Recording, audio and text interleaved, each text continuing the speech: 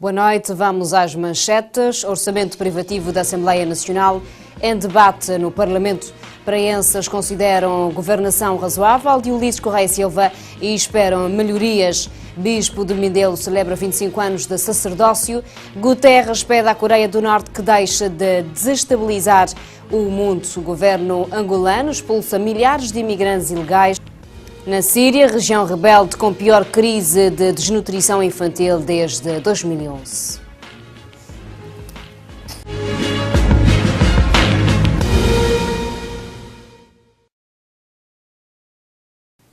Seja bem-vindo ao jornal. A plenária reuniu esta quarta-feira para debater sobre o orçamento privativo da Assembleia Nacional. O PICV alega que deve reduzir viagens para deputados e as receitas para a Comissão Nacional de Eleições. A UCID propõe a atualização do PSS da Assembleia. Já o MPD assegura que vários custos já foram diminuídos.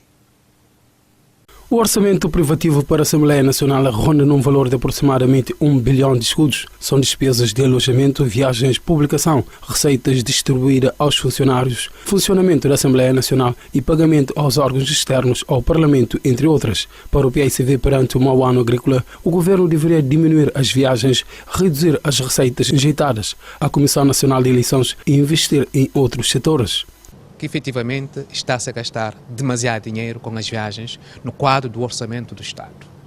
Vimos que de 2015 a 2018, já com este orçamento, as despesas com as deslocações e estadias cresceram em mais de 133 mil contos para um governo enxuto. E nós dissemos que se a gente voltasse ao nível de 2015, estaríamos imediatamente a retirar do próprio orçamento 133 mil contos que seriam afetos, portanto, ao ano agrícola, portanto, superior do montante de 100 mil contos que o governo reservou. Mas também dissemos que ainda no quadro da execução do orçamento de 2017, com a alteração orçamental, as verbas aprovadas para as deslocações no quadro do orçamento de 2007 já tinham crescido em cerca de 113 mil contos a mais do que aquilo que tinha sido previsto. De acordo com a posição da líder da bancada do PICV, e pensamos que essas questões no quadro da gestão económica do país, de facto, é uma questão que deve ser feita de forma transversal, mas sempre com olhos postos para as questões fundamentais que têm a ver com o nível de vida decente e a dignidade da nossa população. Por seu turno, a UCID entende que quanto às questões relacionadas aos voos económicos e domésticos para os deputados deveriam ser analisadas e apela à administração da Assembleia Nacional para a atualização do PCCS da mesma, já que há muito tempo que interpelam para a reforma. Existe um grande fosso em termos salarial, portanto, dos funcionários da Assembleia Nacional, e então nós colocamos essa questão esperando, na certeza, porém, de que em 2018 será resolvido.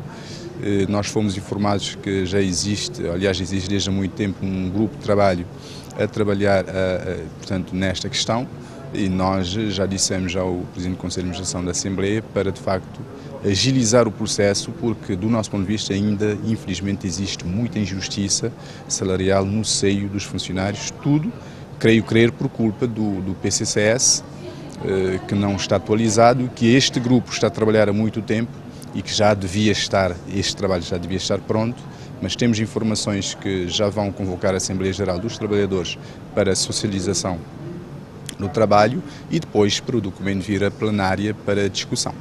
Pensamos que nós da nossa parte iremos acompanhar o processo, iremos também fazer alguma pressão no sentido de agilizar o processo para que de facto ponha-se cobro a injustiça que nós achamos que há neste sentido, porque não faz sentido você ter pessoas 6 a 7 anos, portanto, no mesmo escalão, não progride, não aumenta o salário e as outras pessoas, portanto, os outros quadros conseguem fazê-lo com facilidade todos os anos, ou de 3 em 3 anos, ou de 12 em 12 anos.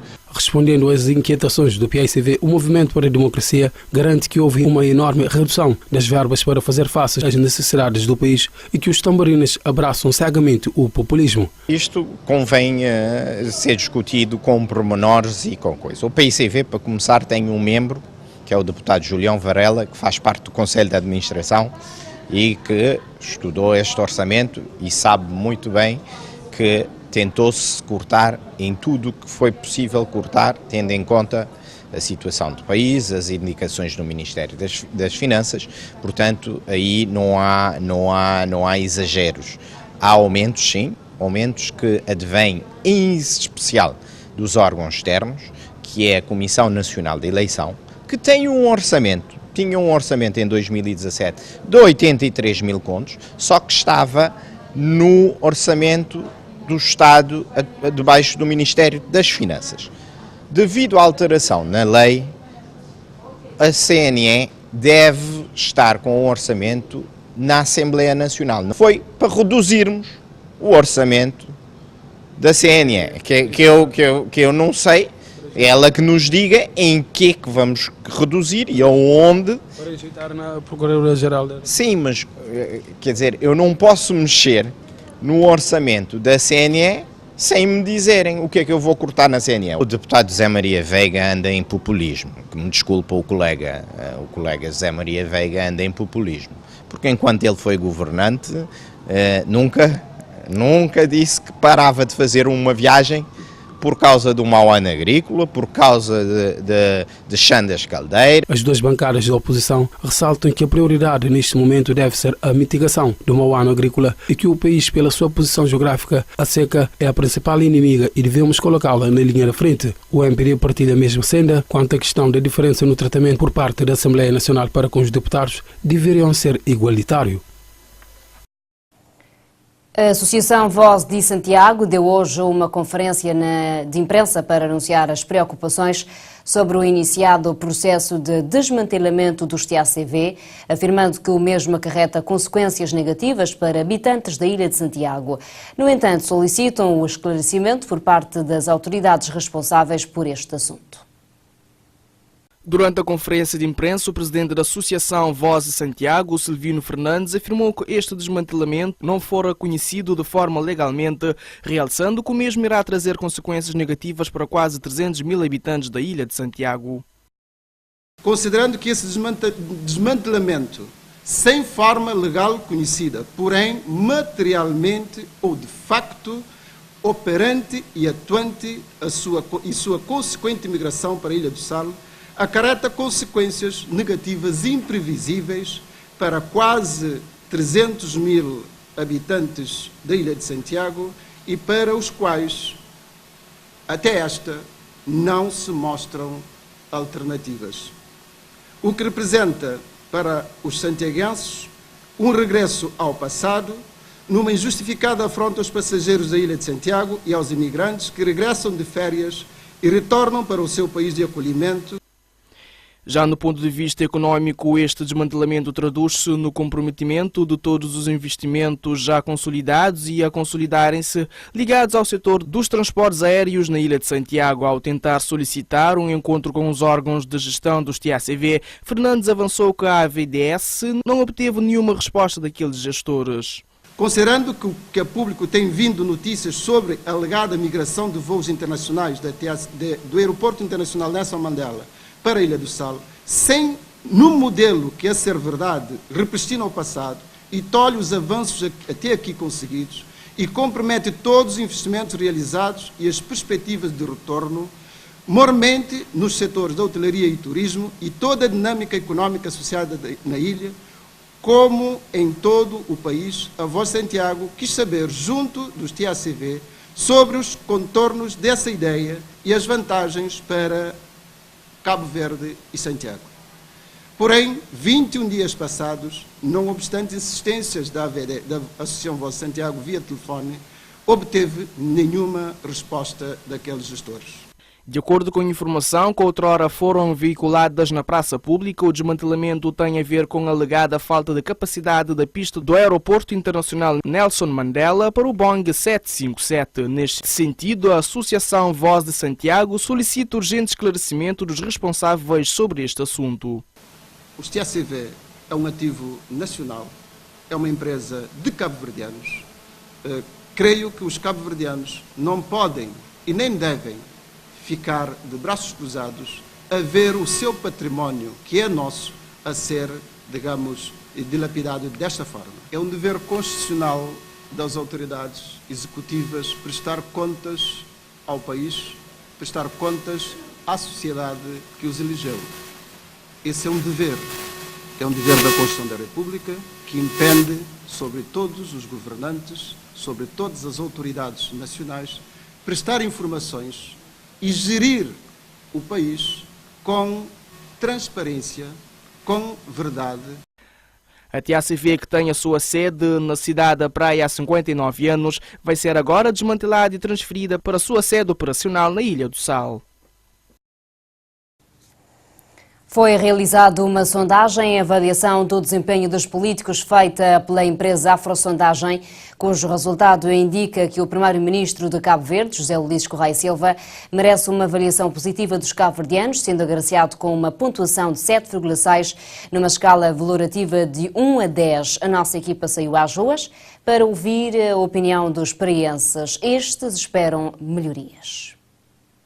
Inquérito realizado para avaliar o desempenho dos atores e das instituições políticas, incluindo o Primeiro-Ministro, a Assembleia Nacional, os eleitos locais e os partidos políticos. Foram realizados cerca de 3.543 inquéritos de uma forma aleatória junto nos agregados familiares em todas as ilhas. O resultado indicou que o Primeiro-Ministro, Ulisses Correia Silva, merece uma avaliação positiva dos cabo-verdianos, sendo agraciado com uma pontuação de 7,6 numa escala valorativa de 1 a 10. Sobre isso, alguns paraenses opinam. Minha time esse trabalho mais ou menos, mas bom não. Né? O que você faz? E tipo na segurança, na educação e saúde, isso tá falta poucas coisas. A mim para mim fazer bom trabalho, juntar time da praia, da tia fazer boa governação. A minha está aqui, a minha faz bom trabalho, então continua a fazer. Você faz bom trabalho naquele aspecto? O que mais você está pegando nele? Essa está jura que as gentes que trabalham as águas que tem. Essa está apoia jovens, essa está continua a apoiando, está puxa na ele, está contínua. Como tudo que ele quer fazer, está puxa, está fazer. Até agora tem alguns partes que são positivos, tem alguns também que estão negativos. Se não bem repara, me dá os parabéns para aquele maior processo de transação de TACV, que nesse momento se está a olhar grandes evolução a nível de aviação civil. Parte negativa, não tem estado hoje na televisão, que é aquela seca que não se está vive nesse momento, onde que governantes se está fala, só mantém planos para isso, para aquilo, para aquele outro. Mas na prática não coja nada ainda. A mim está falando ontem que sabe no parlamento, de cada levanta-mão que é 10 mil escudos, penso falar me a favor ou me contra. Então pedi moco, tanto de PSV como de MPD, de UCID, que é 10 mil escudos que está só para levantar dedo. Penso dava pelo menos para que as gentes que têm que esse animal na fora. Segundo diz o inquérito, o primeiro-ministro alcança um desempenho mais elevado entre os militantes da UCID, seguido pelos do MPD, dos outros partidos políticos e sem nenhuma simpatia partidária, contra 6,0 entre os militantes do PAICV. Ainda sobre a sondagem, a Câmara Municipal da Praia é melhor avaliada no conjunto das câmaras municipais do país. E entre os nossos entrevistados é afirmativo o facto de que a Câmara Municipal da Praia está a fazer um bom trabalho. Esta Câmara é esta Câmara, do Dr. Oscar Santos. Não há muito tempo, há muito empenhamento, sobretudo em concerto de encostas, de lateiras, de ribeiras e a recuperação de casas dos mais carenciados. Até esse momento, a Câmara se trabalha direito. Tem alguns pontos que, se não bem repara, gosta ali. No hoje bairros gosta na Ilha de Santiago, principalmente na cidade de Praia, mas é mais bem estruturado, mais moderado. Se no job Vila Nova, em costas de Ponta d'Água, nos bairros se fende dentro daquele rubeira que não andava, gosta não anda normal, para modo não tem aquele ponte. no job na aquele Ribeira de Fontão. Acho que sim, nos últimos tempos tem sido feito muito investimento na cidade e está fazendo de limpeza, acho que com mais regularidade, acho que a avaliação é positiva. De certa forma, os preenses estão esperançosos que o atual governo vai fazer mais e melhor. Do resto, é esperar para ver. O Hospital Agostinho Neto recebeu hoje um contentor de consumíveis hospitalares e equipamentos vindos diretamente da Inglaterra. Os materiais estão avaliados em cerca de 35 mil contos e foram doados pela Fundação Resort Group PLC. Chegou por volta das 12 horas um contentor de consumíveis hospitalares e equipamentos que servirão para o bloco operatório, serviço de urologia e outras áreas dentro do Hospital Agostinho Neto, na cidade da Praia. Os materiais foram doados pela Fundação Resort Group, vindos diretamente da Inglaterra e estão orçados em cerca de 35 mil contos. O presidente do hospital fala do ganho que a ajuda pode trazer em benefício da saúde. Esse donativo permitirá seguramente ao hospital e às outras estruturas, portanto, e fazer um bom trabalho e permitirá também libertar verbas para outras aquisições que são úteis para o nosso Serviço Nacional de Saúde. Portanto, nós vamos utilizar esses materiais, como disse o Dr. Vítor Fildar, de uma forma muito correta. Nós gerimos bem quer os donativos, quer os recursos que são postos à nossa disposição, porque os bens públicos devem ser utilizados com muito rigor. Já o representante da Resort Group, Vítor Fidalgo, avança que com este projeto a Fundação pretende contribuir para a melhoria da saúde dos cabo-verdianos. Temos feito anualmente muita atividade no Sal, Boa Vista, e na Praia. Também entendemos que já a nível nacional, através desse donativo, que é o primeiro de uma série de donativos que virão, dar um contributo também para a área de saúde. Por isso é que conseguimos tanto esse contentor de 40 pés com muito material consumível hospitalar e algum pequeno equipamento, no sentido de o Ministério fazer a sua distribuição mais racional possível para os hospitais centrais e outros regionais, e entendemos que é um contributo para a melhoria da saúde da nossa população. Este é o terceiro contentor que o hospital recebe este ano. O estabelecimento de saúde também já contou com apoios da Liga Nazarena de Solidariedade e ainda da Medishare. A Comissão de Justiça e Paz da Diocese de Santiago foi reativada e desde maio uma equipa de 6 elementos liderada pelo antigo PCA da Caixa Económica, Emanuel Miranda, está em atividade. Como prioridades destaca apoiar a Diocese, a divulgar a doutrina social e da Igreja, bem como analisar e opinar sobre a situação da justiça, da paz e dos direitos humanos em Cabo Verde. Um dos objetivos principais da Comissão da Justiça e Paz da Diocese de Santiago é acompanhar e opinar sobre a situação da justiça, da paz e dos direitos humanos no país e de produzir um relatório anual sobre estas questões. Tem como missão acompanhar a situação da justiça e da paz aqui em Cabo Verde, mas também questões relativas à inclusão e aos direitos humanos. Portanto, cabe também à Comissão analisar ou identificar as situações de denegação da justiça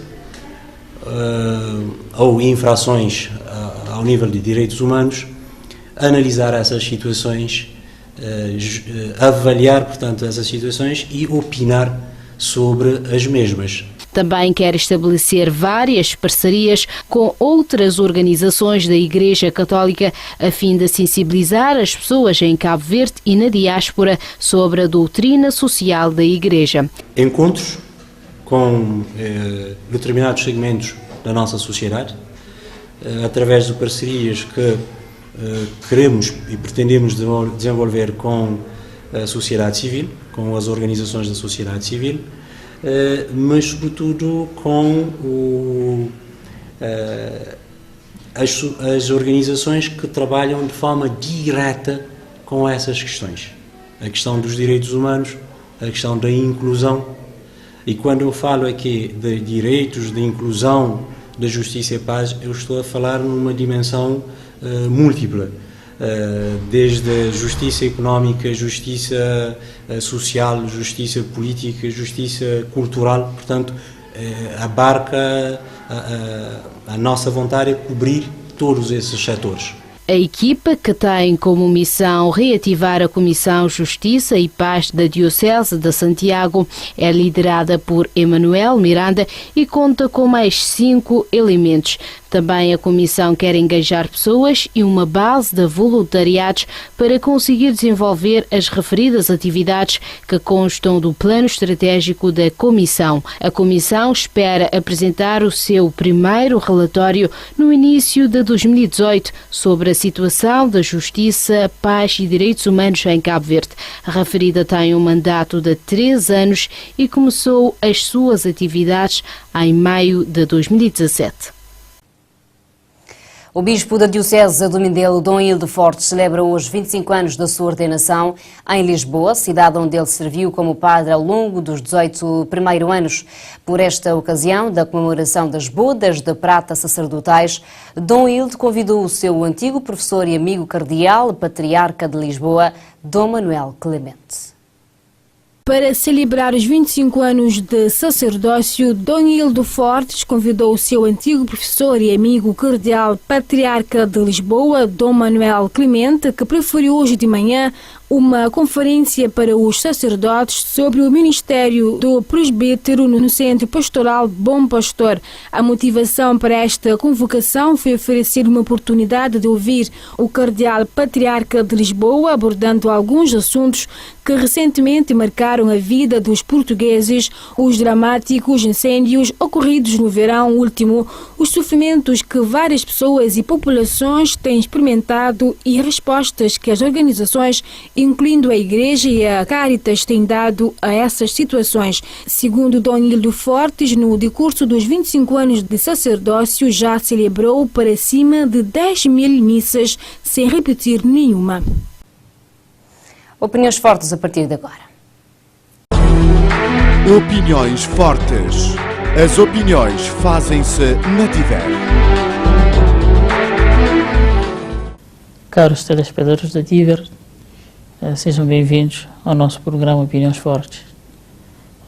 Esta semana, 2 acontecimentos têm marcado a agenda mediática.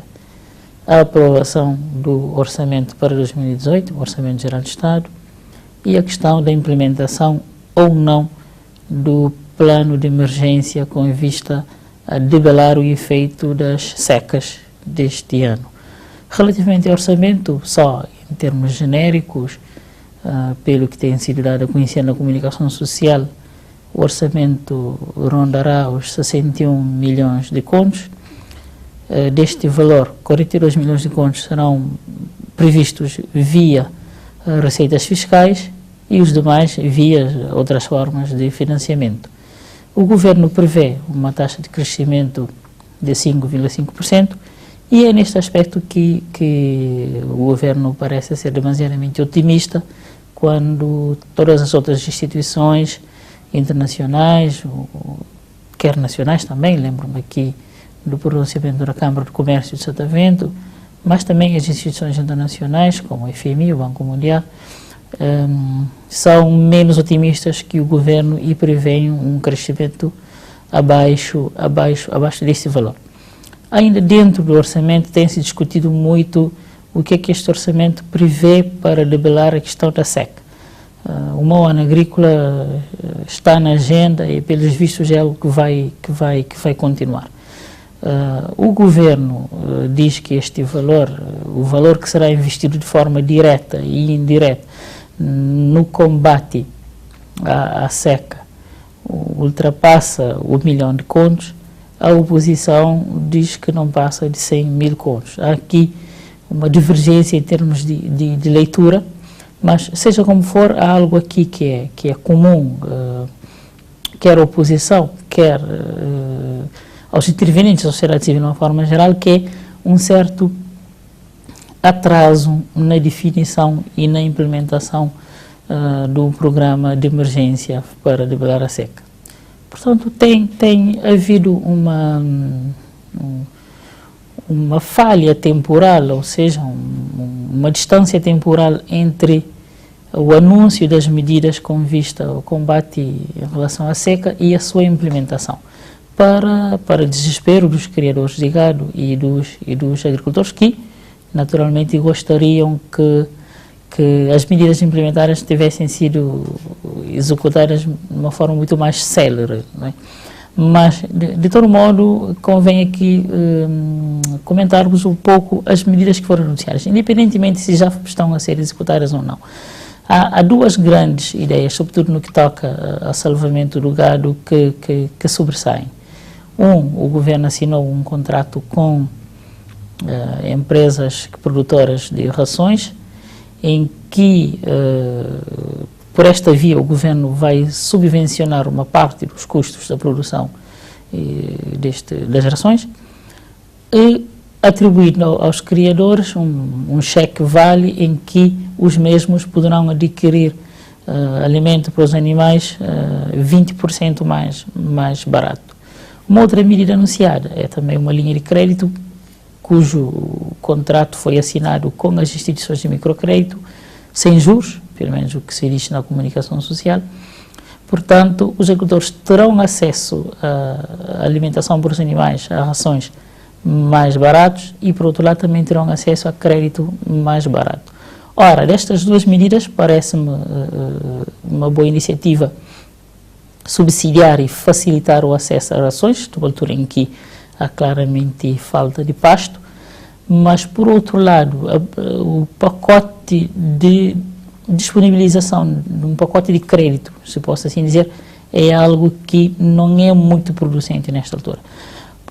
Pela simples razão, não é numa situação de desespero, como é que nos encontramos, que o crédito se afirma como uma boa alternativa. Eu aprovo a subsidiação, por uma medida excepcional, naturalmente, fruto do atual ano agrícola, aprovo a subsidiação do preço das rações, mas não vejo com bons olhos a atribuição de uma linha de crédito. O mais provável é que ou esse crédito não será acessível a este público mais necessitado, ou, caso for, será um processo vai desencadear um processo de endividamento que, em vez de potencializar e fortalecer a classe dos criadores de gado, vai fragilizar. Portanto, o crédito é algo que é útil numa situação em que as pessoas estão disponíveis para investir, quando as pessoas têm motivação, têm ideias, têm projetos, têm ambição, têm uma perspectiva de investir, passo a expressão. Não é o mais adequado numa situação em que há emergência, há calamidade, há desespero, portanto, não é propriamente nessa altura em que é a melhor altura para se endividar. Portanto, mas, sobretudo, independentemente de serem propostas boas ou não, o mais importante aqui é a sua implementação em tempo oportuno, em tempo útil.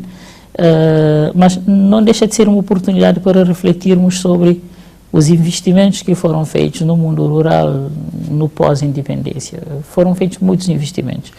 E sobretudo, ultimamente, os projetos de promoção e desenvolvimento do mundo rural têm apontado sempre para a questão da resiliência, ou seja, a implementação de projetos com sustentabilidade, com durabilidade, com robustez e que garantam a sua implementação e seu sucesso por um período longo.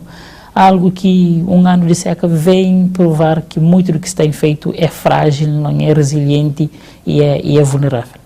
Naturalmente que num programa neste formato não é possível dissecarmos com detalhe todas as fragilidades que ditaram o quadro atual que nós vivemos atualmente em relação à seca e as suas consequências para a agricultura e para a pecuária.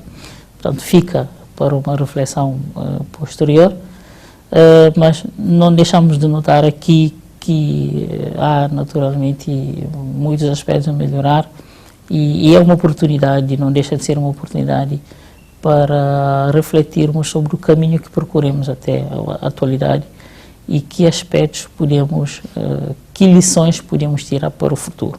Porque aqui um dado ficará ciente.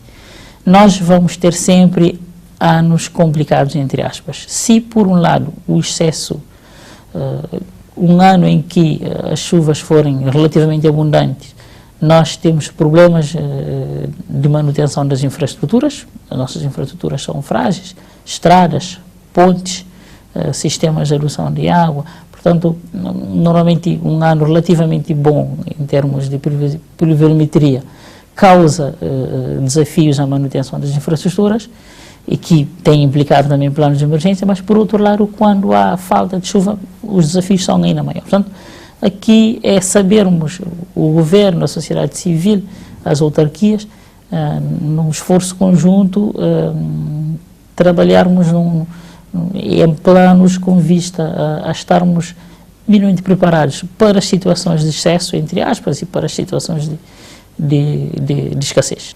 Como o último ponto que eu queria trazer aqui, recentemente nós vimos na televisão imagens de venda de escravos na Líbia. Escravos que surgiram fruto do processo migratório da África Ocidental para a Líbia. Ora, são imagens chocantes e que nos tocam a todos, mas que vêm pôr a nu tudo que é as fragilidades e as inconsistências e as incoerências daquilo que é a política internacional neste momento.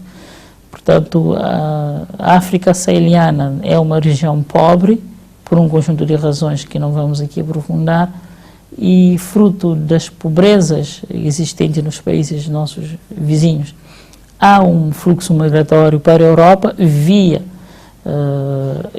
Líbia, e a Líbia, fruto daquilo que foi a forma desastrosa com que o governo Gaddafi foi destituído, criou-se ali um quadro de ausência de autoridade ou de ausência de uma cultura de respeito para com os direitos humanos, e surgiu ali o quadro propício ao desenvolvimento de muitos atropelos aos direitos humanos, que vão desde a violação, passando pela escravatura, imigração ilegal em condições muito perigosas para a Europa. Portanto, fruto de um conjunto de mais decisões regionais e internacionais, nós fomos confrontados de uma forma chocante, diria, com uma nova vaga de escravatura. E, claro está, nesse aspecto, o continente africano tem muitas potencialidades, mas também estes momentos nos fazem rever as nossas fragilidades. Portanto, é assim que nós concluímos mais uma edição do nosso programa, e contamos estar convosco dentro de uma semana. Opiniões fortes. As opiniões fazem-se na TIVER.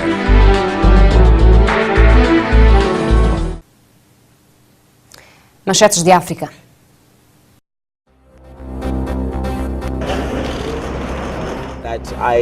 Zimbábue, o pastor ativista Ivan Mawarire é absolvido da acusação de tentar derrubar o antigo presidente Robert Mugabe.